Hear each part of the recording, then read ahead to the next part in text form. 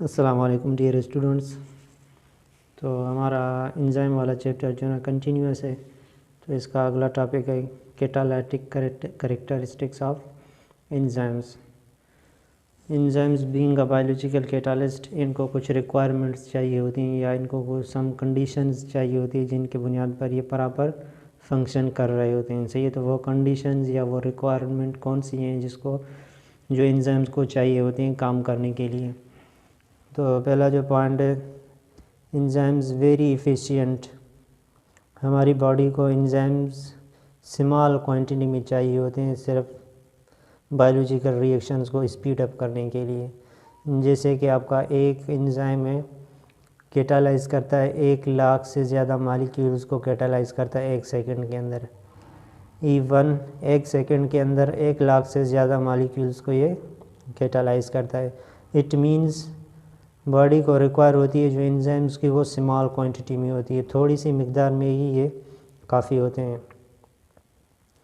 अगला जो पॉइंट है, नीड स्पेसिफिक टेम्परेचर।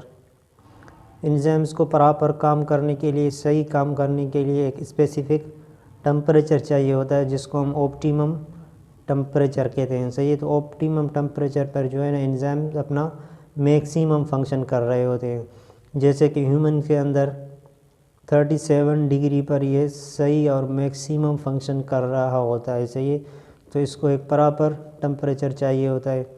अगर इससे डिक्रीज़ होता है तब भी ये सही तरह से काम नहीं करता, अगर इससे टेम्परेचर इंक्रीज़ होता है तब भी ये काम नहीं करता और एंजाइम्स क्या हो जाते हैं, डीनेचर हो जाते हैं। इसी तरह इसको नीड स्पेसिफिक पीएच, और वहाँ जिस मीडियम पर ये काम कर रहा है तो इसको स्पेसिफिक पीएच भी चाहिए होती है। सही है, for their proper functioning. Each enzymes works on their optimum pH. जिस तरह इनको ऑप्टिमम टेम्परेचर चाहिए होता है इसी तरह इनको ऑप्टिमम पीएच भी चाहिए होता है, और ये ऑप्टिमम पीएच हर एंजाइम का अलग अलग होता है। सही है, जैसे कि पेप्सिन है। पेप्सिन वो एंजाइम है जो आपके स्टोमक के अंदर प्रोटीन को डाइजेस्ट करता है या तोड़ता है, तो इसकी जो पीएच रिक्वायर है वो 2 पर ये सही प्रॉपर काम कर रहा होता है, पीएच 2 पर। इसी तरह आपका सलाइवरी अमाइलेज है, इसको जो पीएच रिक्वायर है वो 6 से 7 के दरमियान ये सही तरह से काम करता है, यानी कि सम एसिडिक हो या न्यूट्रल पर ये सही तरह से काम करता है। पेंक्रियाटिक लिपेज है, ये जो ना आपके पेंक्रियाटिक जूस के अंदर एक एंजाइम्स होते हैं। सही है, जिनको पेंक्रियाटिक लिपेज बोलते हैं। ये स्मॉल इंटेस्टाइन के अंदर लिपिड्स के मॉलिक्यूल्स को कैटालाइज करते हैं। तो स्मॉल इंटेस्टाइन के अंदर जो पीएच रिक्वायर है वो कितनी होनी चाहिए, 7.4 हो या 7.8 के दरमियान पीएच होगी तो ये अपना काम प्रॉपर फंक्शन करेंगे, सही काम करेंगे। अगर इससे पीएच इनकी ऊपर नीचे होती है तो इनका काम भी क्या हो जाता है, मुतासर हो जाता है, डिक्रीज़ हो जाता है या इंक्रीज़ हो जाता है। इसी तरह एंजाइम्स आर हाईली स्पेसिफिक।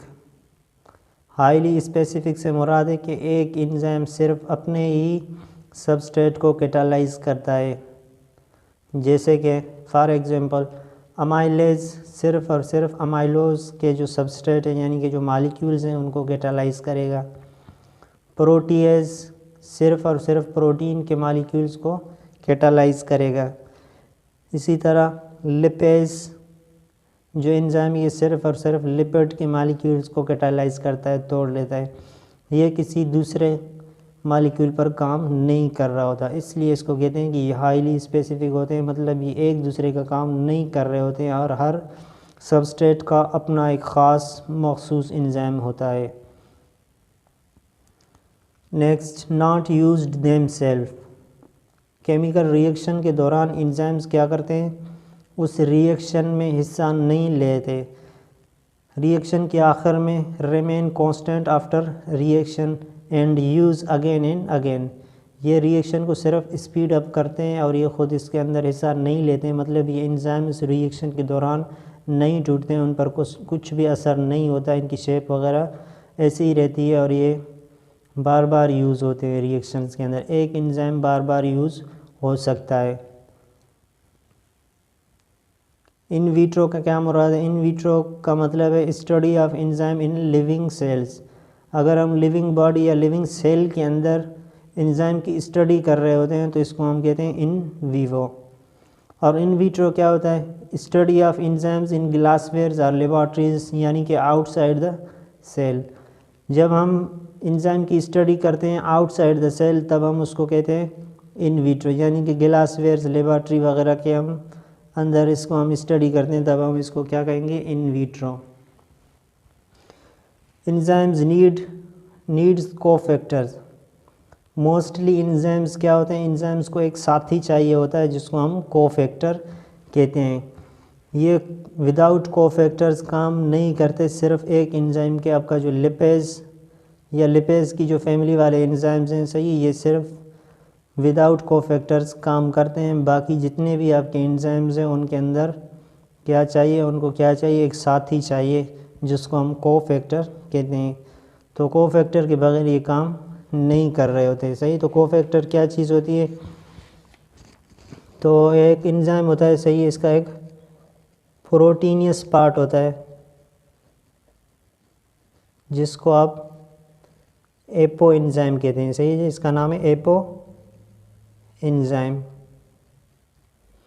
और इसको एक और साथी चाहिए होता है